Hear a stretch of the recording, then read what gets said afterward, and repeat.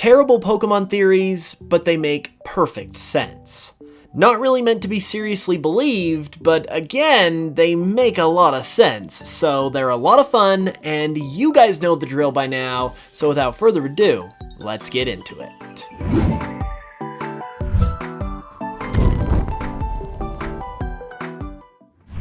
This first one is a bit different to the theories I've showcased in these videos in the past, but it's one that's been on my mind for a while, and I have finally put all the pieces together to properly explain why this has been bugging me so much. So basically, I think that Fall Arbor Town in Hoenn was once very different to the way it is now, and possibly had a fall/autumn theme to it originally. The obvious reason I bring this up is because this town's name is Fall Arbor, which just screams autumn and trees and all that goes with that, but the town itself is pretty desolate. It's known for its meteorites, not its trees, and looks more like a barren wasteland than a place you would name after the fall season. This fall and tree themed naming scheme is also consistent in pretty much every language that the games are in, so it's not just a weird translation error when it comes to English. So it really doesn't make any sense why this place would be named the way it is when it looks the way it does. Additionally, the thing that originally caught my attention with this and always bugged me was the theme of this town. The music is beautiful, it's very serene and peaceful, and it's almost waltz-like, which doesn't fit this town at all. Usually, the music of a location in Pokemon fits that location perfectly, but in my opinion, the bright, eloquent tones of Fall Arbor Town's theme are in huge contrast to the barren, almost lifeless appearance that its landscape gives off. In fact, it doesn't really even fit the entire surrounding area of this town either, which doesn't make any sense whatsoever, aside from the possibility that the theme of this town was changed last minute, and it used to be a fall-inspired town originally. This also fits somewhat well with another likely change to Hoenn that was made, which was that of Mount Chimney originally being a snowy mountain. There is a cut snowboarder trainer class that can be found in the Gen 3 games, as well as a cut snowy effect, so it's very possible that that could have been the case for Mount Chimney, and with Fall Arbor Town right in the shadow of this mountain, it absolutely could have originally been different as well in order to accommodate this change, as a fall theme could have paired pretty well with a snowy Mount Chimney, or it's even possible that Fall Arbor could have been a winter-themed town itself. This one has been bugging me for a while, as I said, so I am glad I was finally able to put two and two together, and for being a terrible theory, it actually makes a lot of sense in my opinion. This next one is especially conspiracy theory-like, and I actually first brought it up on an earlier episode of my aforementioned podcast when I went into quite the ramble. But I like the idea of it so much that I decided to bring it over to the main channel, and basically the idea is that I think it could be possible that Game Freak leaks their own games. I know, it sounds crazy, but think about it.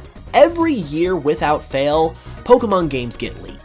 This is something that may happen to other games once in a blue moon, but comparatively, it happens to Pokemon to an absurd degree. To a suspicious degree, even. How could this consistently keep happening, as if Game Freak and the Pokemon Company aren't doing anything at all to stop it? You would think that after the first time, they would take the necessary measures to ensure that it didn't happen again, but that just hasn't happened whatsoever, apparently. It's definitely super weird at the very least, and in my opinion, it could be because Game Freak is actually doing at least some of the leaking themselves. First off, this would explain why it happens so often and why nothing is done about it, but it is also advantageous to them as well, and even fits in with the series' history. You see, even if leaks aren't supposed to happen, they are great marketing for the games. They get people talking, it puts a buzz in the air, and in general, it just creates hype around the game that otherwise wouldn't be there during the downtime in between trailers. Game Freak and the Pokémon Company aren't dumb either. They are obviously aware of what goes on when something gets leaked, and they can see the buzz and publicity it gets their games, which is exactly why I think they could be leaning into the leak culture and intentionally leaking a little bit of the games themselves to create that buzz.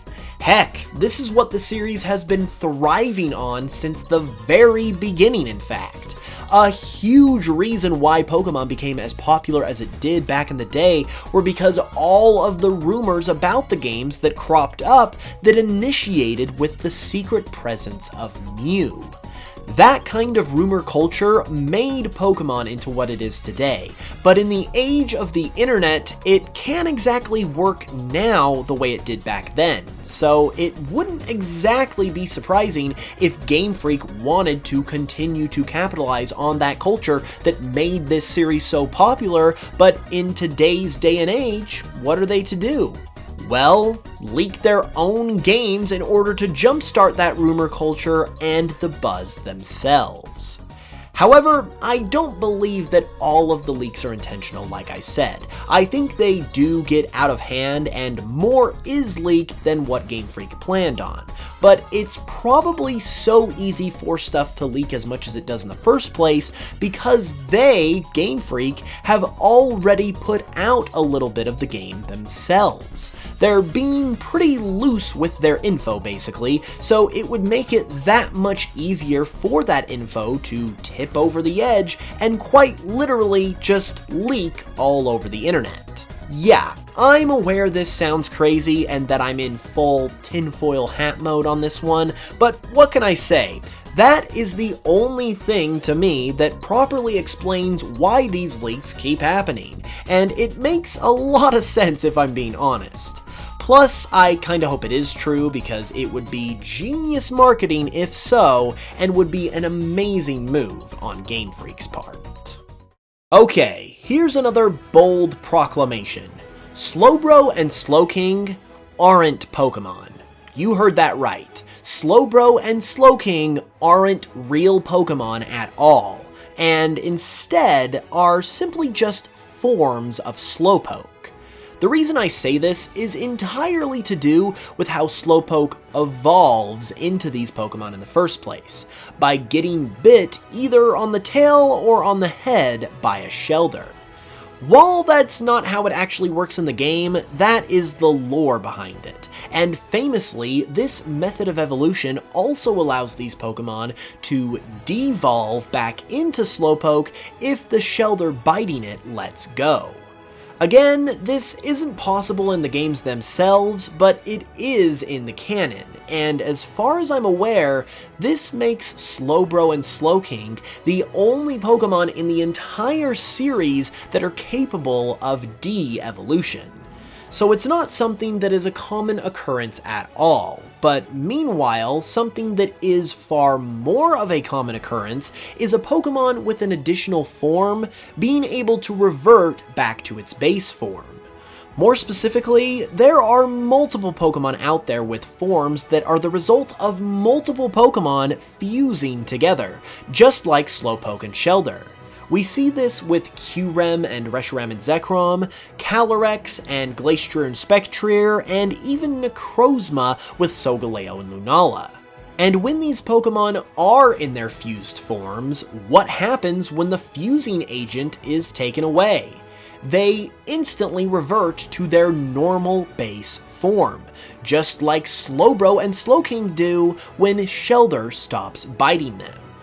So, statistically speaking, it's more likely that this is just a form change, similar to the aforementioned Pokemon forms, than it is an actual case of Pokemon de-evolution.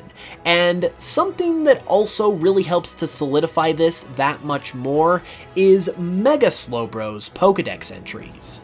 Most of Mega Slowbro's dex entries when describing the Pokemon don't even mention Slowbro, but instead mention Slowpoke. For instance, take Ultra Moon's dex entry. When bathed in the energy of Mega Evolution, Shelter converts into impregnable armor. There is virtually no change in Slowpoke. Why would it refer to Slowpoke here when Slowbro is the Pokemon in question, who is actually Mega Evolving?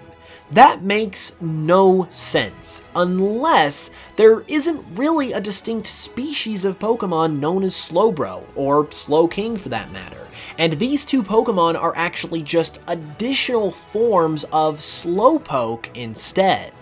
Based on what we can see with these Pokemon and what we know about the Pokemon world, once again, statistically speaking, this scenario seems to be more likely to be true than Slowbro and Slowking actually being Pokemon themselves and having the ability to devolve, which doesn't exist pretty much anywhere else in the entire series. And it's also very possible that them being identified as distinct species of Pokemon could just be a classic case of misidentification that happens all the time with real animals in our own real world. It sounds wild, I know, but it just seems like that's what the info seems to be telling us, in my opinion. And there you have it, everyone. Did you enjoy any of these terrible theories? Do you think any are true, or are they just as ridiculous as they sound? Let me know in the comments below, and leave a like and subscribe if you're new for more.